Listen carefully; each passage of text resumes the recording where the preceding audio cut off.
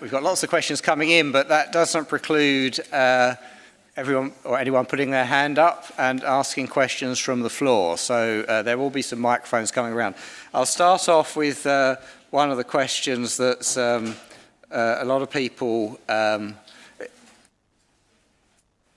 seem to have joined in with, and it's a sort of slightly off-ball one, but it's relevant, I think. So during if we do have a pre-purchase clinic or someone comes in and asks for advice, do you think it's appropriate to actually say, well, no, I don't think you should be getting that pet?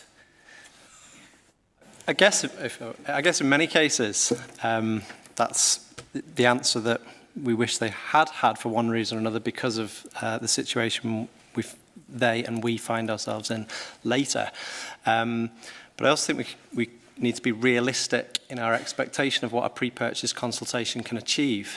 So because I personally haven't met many of the 15% who are currently doing this, I'm not sure what the real world experience is, but one practice in Australia took it up as an idea and started to offer them.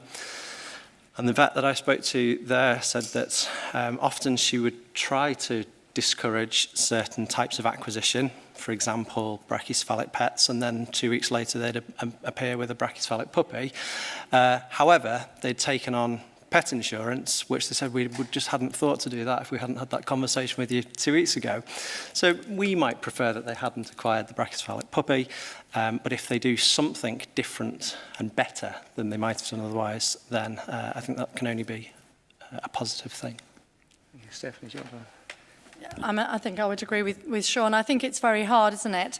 If somebody comes along and they're absolutely determined, as I just said in my talk, if somebody comes along and they've absolutely decided 100% that they want to get a pug for whatever reason, standing there and saying, well, I don't think you should, or whatever it may be, actually is almost certainly not going to help at all.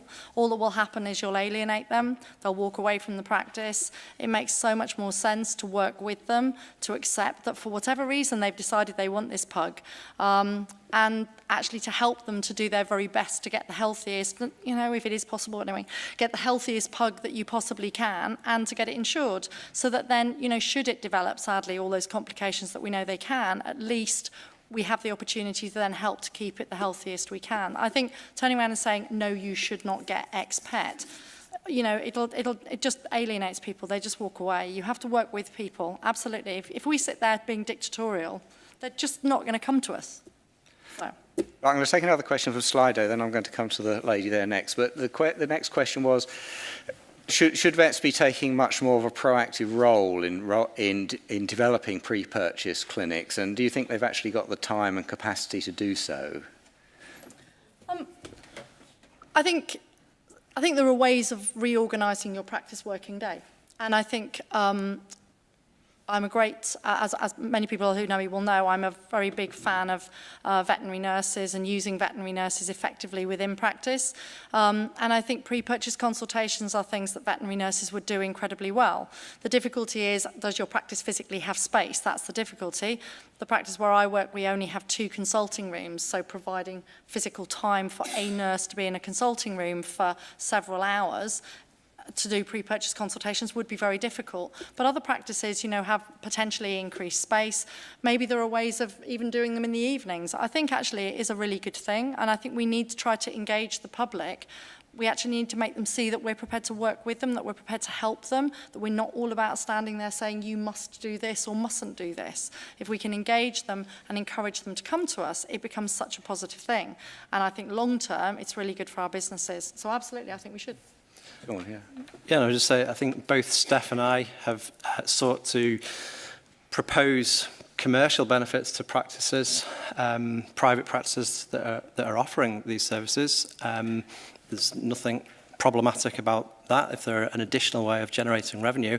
I guess I'd be quite interested, are they a meaningful way of generating additional revenue? It would seem that a large corporate practice group wouldn't continue to do this as well. Why would any private practice, if they weren't generating revenue for the practice?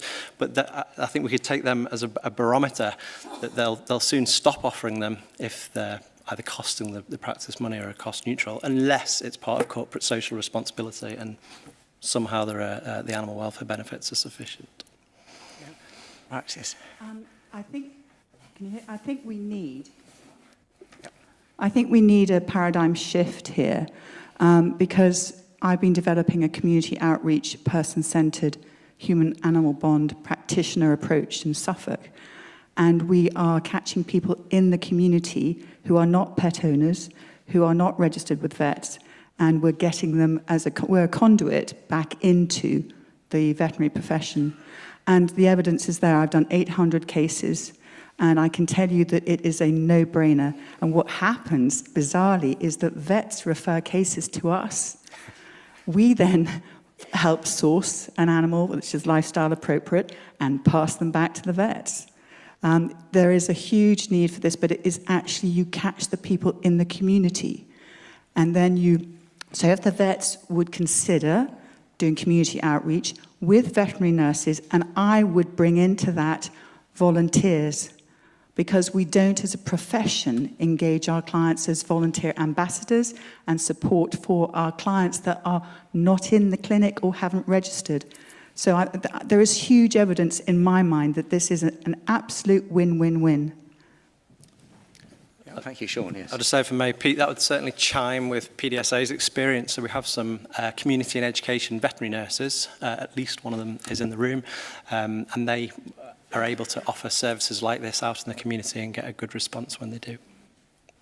Steph, anything to add? Yeah, absolutely. I think, sending the veterinary nurses out, you have to engage with the community, because people who don't already have pets, as Sean's story told, they walk past veterinary surgeries. Why would you go to a veterinary surgery? We have to change people's attitudes to vets, and we have to change our attitudes to how we engage with potential clients that are of the future.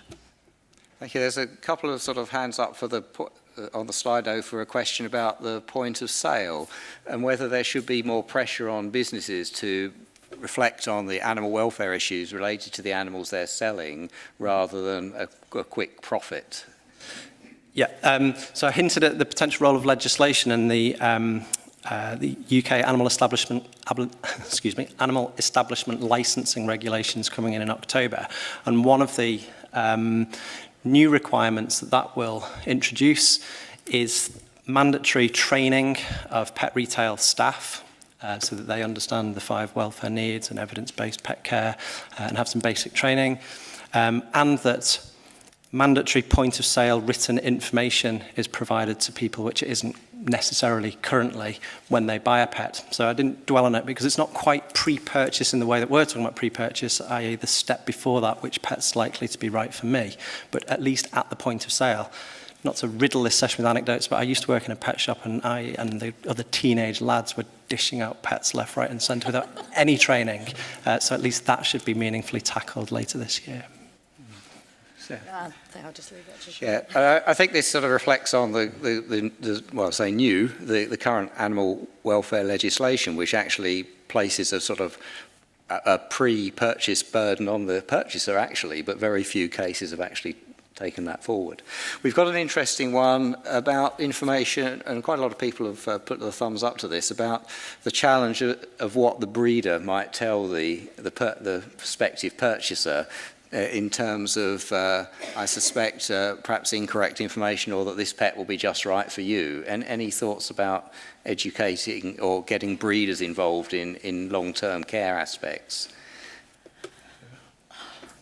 I think it's hard, isn't it? Breeders can be a bit of a law unto themselves. But I think, I think as a profession, if we can work with breeders again, but it would be nice to maybe see perhaps breeding maybe being a little bit better regulated, possibly, because at the moment, obviously we have puppy farms, that type of thing. That's very difficult, isn't it? How do we regulate those types of situations?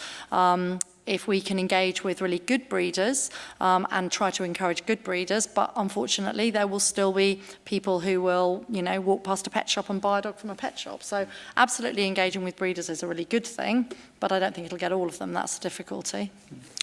I mentioned in the second part, the second half of the Which Pet consultation, we would talk about the 5 welfare needs and a conversation about sourcing. And certainly for dogs, one of the resources that we would signpost to at that stage is the puppy contract and the puppy information pack. Hopefully that helps to drive an informed consumer who has that in their hand and is able to go to a breeder or retailer of any shade and be empowered to ask the right questions so that they have a good chance of identifying those who aren't so ethical or responsible. Thank you. Well, we have got quite a few more questions. So I think we probably should start to draw this session to a close. I'd just like to perhaps ask Sean and Stephanie to think about, are there barriers to rolling out a more engaged and pre-purchase approach that we might think would be tackleable, if you like? The number one that springs to mind for me, again based on anecdotes of speaking to those who have tried it, is cultural. So they have put the sign up and they said no one came. But there's probably a bit of chicken and egg there. So it goes back to seeing how the practice groups and others get on. And by all accounts, it's going well so far for them. So it seems to me that we probably have to persist. It's probably not even just a case of putting our sign on the door and saying, please come and speak to us first. It's expecting that won't lead to a deluge at the start, but that hopefully if benefits accrue to us and them and we keep going, then eventually we'll get a new cultural norm. Yeah, I think that's very, I don't have a lot to add to that. I think very much the same. Yeah, got to be changing. I think we have to change the perception. What do clients think vets are? Maybe BVA should do that. You know, actually change the perception of what the profession is actually for. We're not just there to provide A&E and health services when you have an animal. We're lovely people you can come and talk to. We're not going to be critical. We're not going to be judgmental. We're going to understand. We're going to be kind. We're going to be nice. Come and talk to us. And actually, we're not going to charge you a fortune either for that type of advice. If we can change that, then perhaps we become the people they talk to rather than the pet shop or the breeder. Brilliant. Well, thank you. That's a perfect way to wrap up the session. So thank you very much, Sean and Steph. Thank you to all our speakers this afternoon.